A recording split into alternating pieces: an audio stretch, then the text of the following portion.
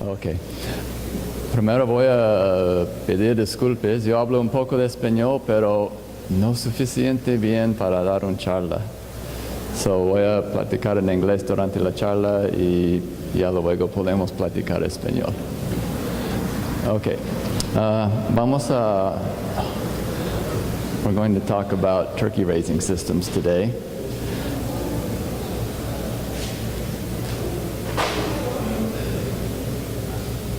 And I don't know no sé cómo trabajar este. Okay.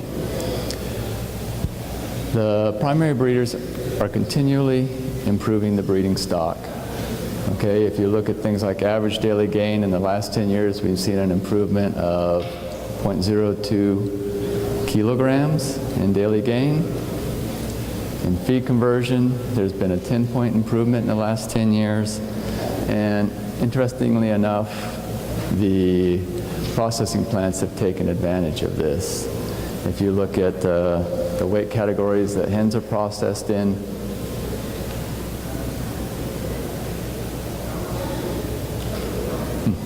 okay, no pointer. You'll see that what they've been able to do is market the hens much earlier than what they did 10 years ago. On the average, it's about 5 days earlier. And same with the toms. Toms are marketed either earlier now, or they're marketed at heavier weights in about the same amount of time. Okay, so as... Okay. So, the genetic potential of turkey is continually improving. Processors have been able to take advantage of this by marketing turkeys at earlier ages, heavier weights, and we as producers can take advantage of it too. And what we have to do is to adapt our turkey raising systems so they're more efficient, using less people, getting better results. So if you look at the turkey raising systems that are currently in use, there's 3 systems. At the top is a single ring system. Over here on the left side is the multiple stove large ring system, and then over on the right is whole house brooding. Okay, in the single ring setup, you have a single heat source in the center, and around that you have multiple waters and feeders. And this is a traditional way of brooding turkeys. It's the most common method, and it's been used for many, many years. It was the first method that was put into use. Okay, the rings should be 12 to 15 feet or 4 to 5 meters in diameter. The rings are made of cardboard, usually 12 to 18 inches high, 35 to 45 centimeters. And if the barn temperature is expected to drop, then they use cardboard. In hot weather, we can use wire mesh. Rings should be at least 2 feet from the wall. And usually the type of stove used is a jet type brooder, and it works best if each stove has its own thermostat. Feeders, for every 100 poults, use 1 trough, about 120 centimeters long, or 2 troughs of 60 centimeters. Drinkers, for every 1 bell drinker for every 75 to 100 poults. And if you're using nipple drinkers, we suggest that you follow the manufacturer's recommendations. You can place a maximum of 350 males or 400 hens per stove. After 3 days, combine the rings, first 2 stoves per ring, then increase it to 4 stoves per ring. Yeah, after 7 to 10 days, the rings can be removed. So, the advantages of this system: it's well known, it's very familiar, and the personnel know what to do and how to do it. There's some disadvantages. It's very labor intensive. It in a house of 10,000 birds, it'll take 5 people, 1, maybe 2 days to set it up. It's high maintenance. There's lots of stoves that need to be repaired, lots of feeders and drinkers that need to be cleaned and maintained. So there's a lot of maintenance. In the large ring or multiple stove system, there's 2 or more stoves per ring. This system uses the same material, cardboard or wire mesh, to make the rings. It has the same feeders, same drinkers. Normally the automated drinkers and the automated feeders are included in the ring. So you can see here the automated drinking line, automated feed line. And again, per stove, we're placing 350 males or 400 hens per stove. And again, they use jet brooders, or infrared brooders actually work well in this system. Okay, so the large ring system has the advantage that it's faster to set up. The equipment's ready available. Slightly lower maintenance because you don't have to combine rings. The disadvantage, it's still quite a bit of labor. It'll take 5 people to set this barn up. It took 1 day. You still have to maintain all those feeders and all those drinkers, make sure all those stoves are working, and that's a lot of work. So whole room brooding. This is the newest method of brooding turkeys. All the new farms that are made use this method. Oftentimes, at the end of the barn, though, you still will use cardboard or something to keep the birds out of the corners. So, whole house brooding utilizes tube stoves or quad stoves. And these stoves are about 125,000 BTUs. And we're placing about 1,400 to 1,500 per stove. So feeders, using an automated feed system, place 30 to 35 birds per feeder. Drinkers, bell drinkers, 75 to 100 birds per drinker. And if you're using nipples, again, follow the manufacturer's recommendations. So advantages. Advantages to the whole room. It's faster setup.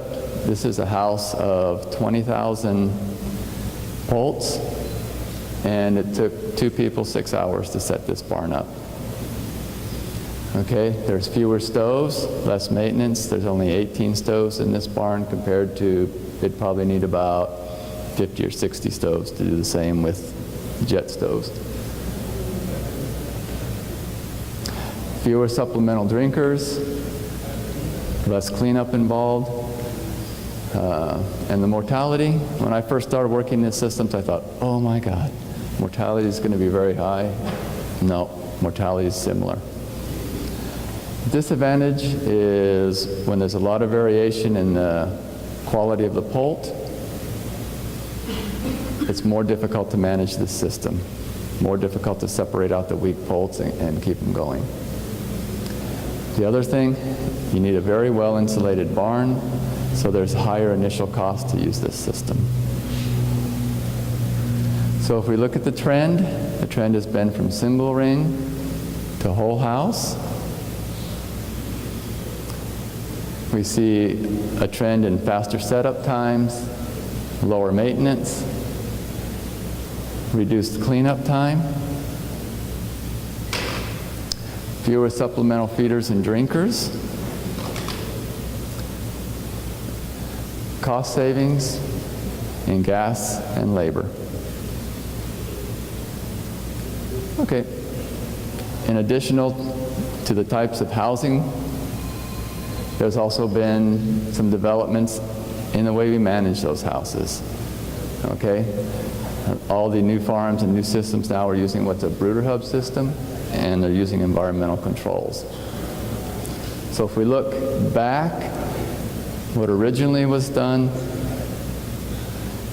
is the poults were placed in the same barn, and they grew up in the same barn. They spent their whole life in the same barn.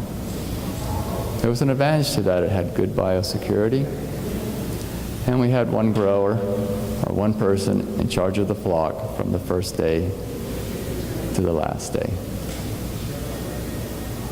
There were disadvantages. It was very inefficient use of equipment. You used the brooding equipment for 5-6 weeks, and then the rest of the time it's just sitting in the barn not getting used.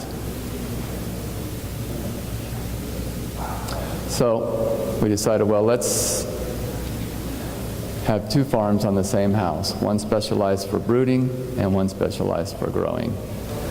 And this worked very well. Got more efficient use of the equipment. The grower was still in charge of the whole flock from the first day to the last day. But the problem was, it was multiple age. You had a very young flock growing on the farm next to a very old flock. If the old flock got sick, the young ones got sick, and you had this cycle of disease going on the farm. So today, what we're using and what's being built is called a Brooder Hub System. In this system, there's a brooder farm where the poults are grown, and from there, they're distributed to other farms, to grow farms. One brood goes to one grow farm, the other brood goes to the second grow farm, 4th, 5th, and so on. They cycle through all the grow farms. So poults are placed every 7 to 8 weeks. The poult farm is completely cleaned out after the poults leave. The litter is moved with the poults to the next farm. And the grow farms are only cleaned out every 1.5 to 2 years, so there's a reuse of the litter on the grow farms. If there's a disease problem, of course, we have to clean those farms out sooner. The advantage is more efficient use of the brooding equipment. There's less equipment required, so there's a cost savings there. And we have farms that specialize in brooding. All the people on the farm, that's all they do. That's their specialty, and they do a very good job of it. All the farms are all in, all out. The brooding farm is all in, all out. The grow farms, all in, all out. And the people that have started using this system have seen reduced mortalities and improved performance compared to the multiple age systems. The disadvantage, there's an additional cost in moving the birds from the brood farm to the grow farm. You have to have vehicles, trailers, all this equipment needed to move the birds. The other trends that we're looking at is environmental controls. Okay?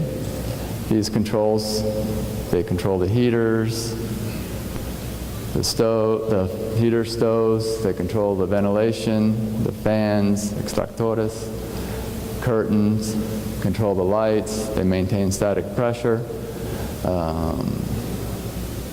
they're programmable. So the advantage to these computerized environmental controls is all the ventilation, all the temperature settings can be adjusted from one location. The ventilation program can be set at the beginning of the flock. And it works 24/7. It's there 24 hours a day, 7 days a week. And they seem to improve feed conversion and weight. There is a disadvantage. There's a higher installation cost. You have all the extra wiring. You have the cost of the computer itself. So there's a higher initial cost. So if we look at the trends, we see from brooding and growing in the same house to using the hub system where there's a farm specialized for brooding and the birds are moved to farms that are specialized for growing. Okay? more efficient use of the equipment. There's more specialization of labor, good biosecurity, and an increased use of computerized controllers. Doesn't matter what system you're using, there are still some practices that are common to all. Someone still has to be out there looking at the bird behavior and making adjustments in the system so that the birds grow. They always have to have fresh water and feed. Ventilation, we still have to pay attention to ventilation, make sure that the air is not too stuffy, too hot, too cold. Litter management, we still have to remove all the manure that forms around the drinkers and the feeders. Alarm systems, still required. You need an alarm system to alert you to high temperatures, low temperatures. Monitoring weight and water consumption is very important. It's an early signal for problems in the flock. And I like to recommend that people develop their own standards, okay? The primary breeders have standards. They're very good, but oftentimes the goal of the company is a little bit different. They may want to have a special product that requires a certain size bird. In that case, it's best that they develop their own standards so they maximize that weight range. Health programs and vaccination programs, very important. They need to be customized to the diseases that are in the area. Oops. Okay, so if we look at a summary here, the genetic potential of the turkey is continually improving. Processors have taken advantage of this. Turkey producers have been able to take advantage of it with more efficient systems to raise their turkeys. And that's all I have. Gracias.